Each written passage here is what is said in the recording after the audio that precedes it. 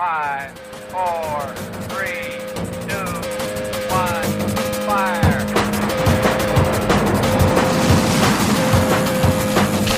The only thing we have to fear is spirit.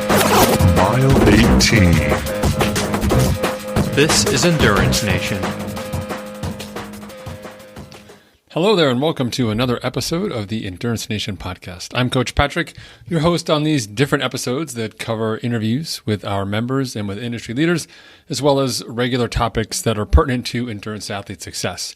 This time around, it's getting close to the fall, and I wanted to let you know that our season is kicking off on November 1st. That's right. Endurance Nation works through seasons, and our winter training program kicks off in earnest on November 1st. If you head over to endurancenation.us, you'll be able to enter your email address to get all the details about what's coming up and learn why starting in November is super important and how we can work with you over the course of the winter using our patented out-season program and the subsequent training phases of the year to create the conditions and knowledge you need to be your better and faster self. And if you're ready to get started early, can't wait till November 1st, we have a durability program for you too. So once again, head over to endurancenation.us, enter that email, learn more about what we are doing here over the course of the year, why Endurance Nation is different, why training with a team is the way to go, and how we can help make you successful. Until then, I look forward to hearing from you online somewhere, and sit back here now and enjoy this episode. Endurance Nation.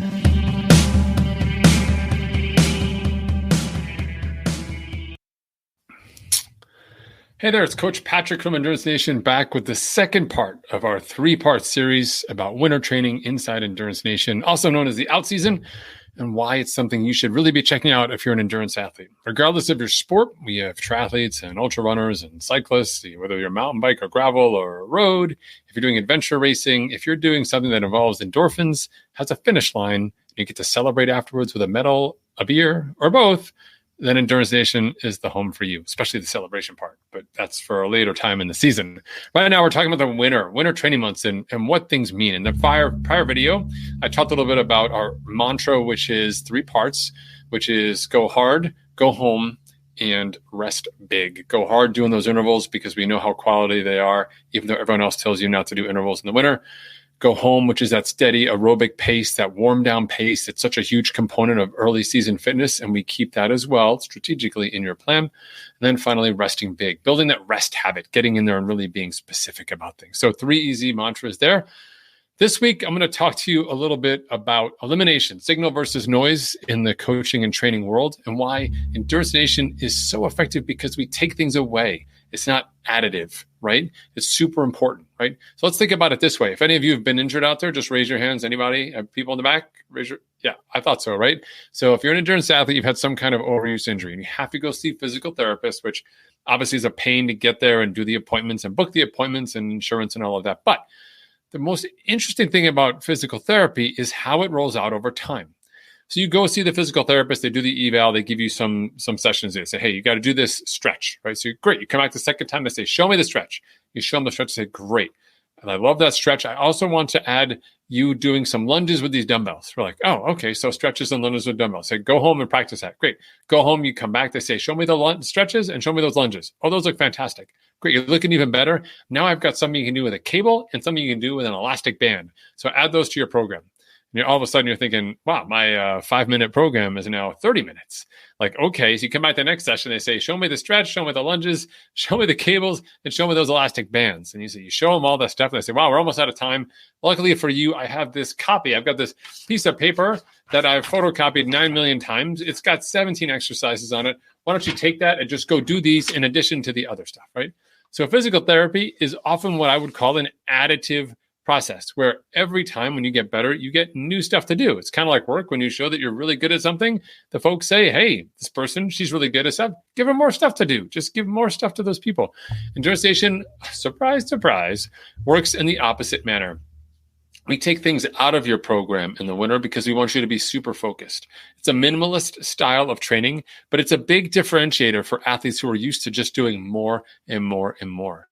More is important as an endurance athlete, building your volume, building your resiliency, you're building the knowledge of yourself from a fueling perspective, from a pacing perspective, what type of equipment you need, dealing with all manner of conditions. Those are important. Don't get me wrong. but they're not something that we practice all year long. They're not something that we practice in the winter. And that changing of modality, that changing of perspective and emphasis is the signature part, what it means to be part of the Endurance Nation experience overall, but particularly in the winter. Okay. So here we go. If you're ready, I'm going to talk about some of our core training rules for our athletes in the wintertime. So number one, minimal skills-based work. So set off those fire alarms now, folks. People are freaking out. What used to be just don't swim for triathletes in the winter is really minimal skills-based work. Okay. We're doing minimal training overall. For the average age group athlete to get better at whatever their sport may be, rowing, swimming, cycling, running, you need to do more of those activities. But some of those activities are more skill-based than others. And there's important times of the season when we want to learn, but in the winter, we're nowhere near our race. We're a long way away. So learning how to play chess now, but not being in the chess tournament for 9 months, not super helpful, right? Learning new moves, new techniques, I'll do that closer to the event. There's some other fundamentals I may want to learn about strategy, about competition, etc. That'd be much more useful to me now. Similarly, from an endurance perspective, we use this early space time to really focus on building the strength that we need, the foundational components, both from the hard work that we'll do on the interval side and that steady go home work that we'll do from building endurance. We're putting those blocks together now. So when we get later and we want to start getting strategic about which one to pick up, which one to put down, how to run through the game, the scenario, we'll have resources at our disposal that will allow us to do just that, right? So we really think about the skills that are being developed in the winter just as a result of frequency. If you're worried about running skills, well, some days you may be running 2 times in the winter. Even if it's short, that frequency really matters and adds up. And you may be surprised by the end of the block just how much more adept you are at the skills that you needed to master relative than instead of just dedicating that block early in the season when it's not going to have an impact on the outcomes that you have, right? Okay. Second element that we have here is kind of 2 parts. I'm kind of cheating here, but so it's all about return on investment, right? For those of you familiar with that concept, or maybe not, it's really just saying, hey, am I going to get the value I put in out of this process, right? So if I'm doing these intervals, am I going to get the strength out of it I want? What we want to avoid is you doing work that doesn't give you a return. So lots of skills-based work early in the season, not going to give you ultimate speed in 9 or 10 months. We can save those skills for later in the season when it's closer to the event, when skill development, when you have fitness and you have fluency and you have experience and you know your body, will become much more important to your overall performance. So instead, we look at, from an ROI perspective right now in the winter, we look at those intervals that I mentioned in the last video, which is really focused, targeted work, right? We know what you want. We can see the intervals. Those intervals are close to the goals that we're setting from a run or from a bike or from a strength perspective, whatever it may be for you. We go into that place. We can really benchmark your fitness, and it shows you your improvement towards your goal. Secondly, we also have what I like to call a zero travel policy. Now, you may like to ski and do all this stuff, and please be your awesome winter self. That's fine. What I'm talking about specifically is doing everything we can to eliminate traveling for our workouts. So you have a bike trainer, awesome. No spin classes for you, right? If you have a couple dumbbells or kettlebell or some elastic bands, fantastic. No gym for you. Because when you have to go to the gym or you have to go to a spin class or you have to go to some other sort of outside exercise place, it involves time, like leaving your house, packing the bags. It means traveling to there. It means getting dressed there because you can't get dressed in your exercise clothes in wintertime. Then it means cleaning up there and then going to work. All of that is almost equal to the time that you're actually working out. If we were home, you could have slept an hour later and still done that work. May not have been perfect, but it's much more effective for you, and it gives it that added benefit of rest.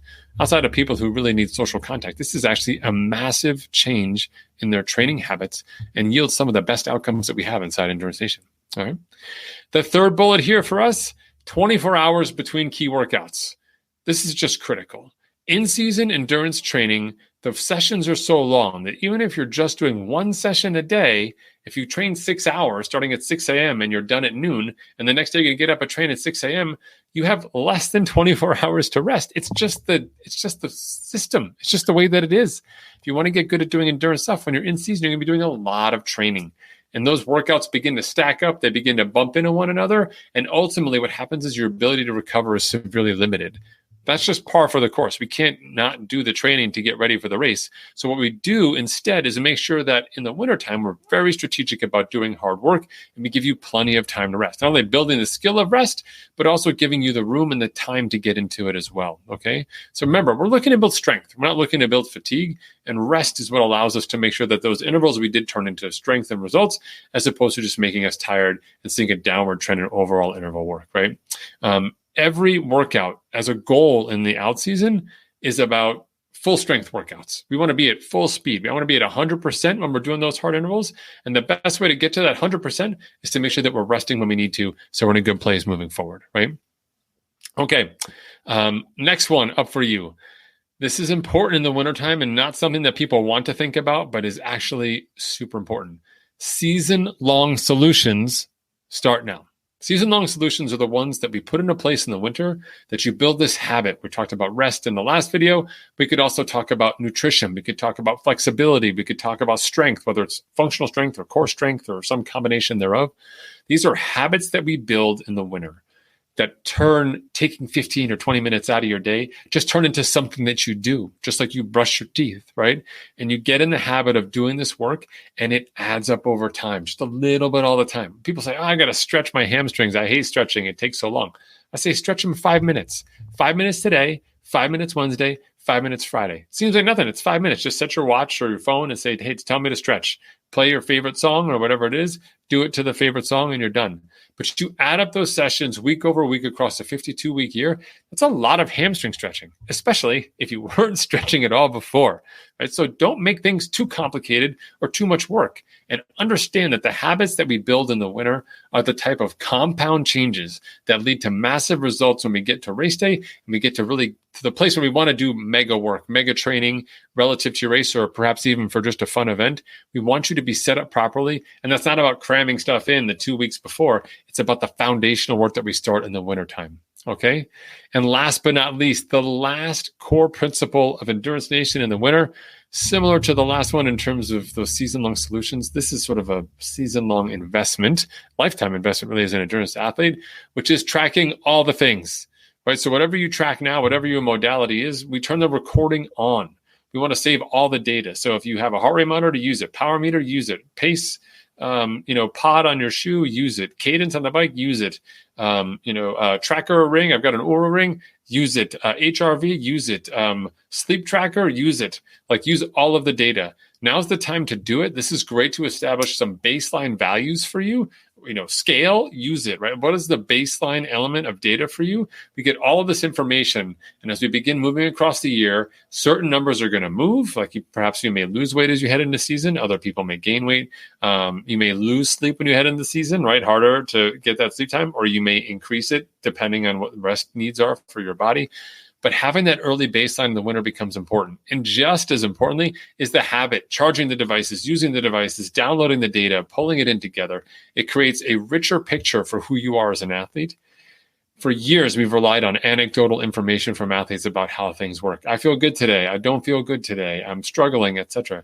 What's most amazing is that as we have more and more data, athletes are beginning to understand that how I feel right now is not exactly the best indicator of how your body is prepared to perform.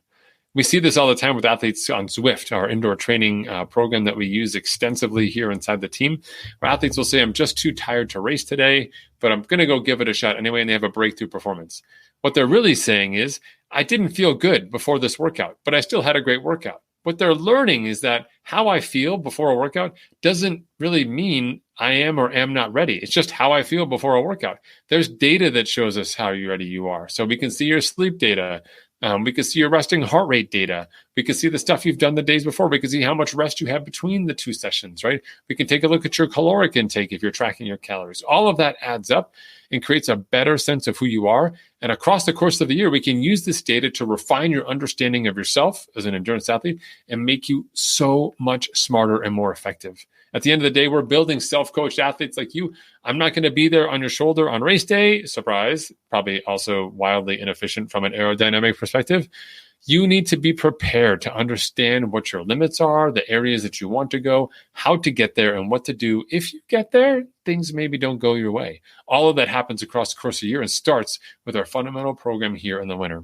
I hope you enjoyed this video. As part of our series as we're introducing people to what it means to train with Endurance Nation in the winter. Our membership is open in October. It's only open a few times a year. October, December, and April really are the only times that it's open. Otherwise, you have to get on the wait list and hopefully get invited. Or if you know someone, you can always get referred into the team as well. But now's the time to get started. Starting in October puts you into our November program. We go for the full season, a full 9 months to prepare you for whatever your race may be. Or if you have an early season race, maybe a little bit shorter.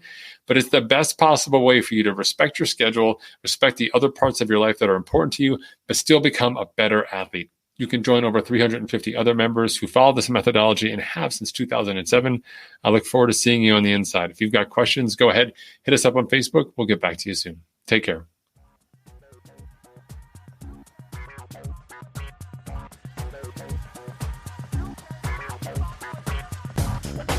For more information about Endurance Nation, visit us online at endurancenation.us. The provided music is from the Podshow Podsafe Music Network. Check it out at music.podshow.com.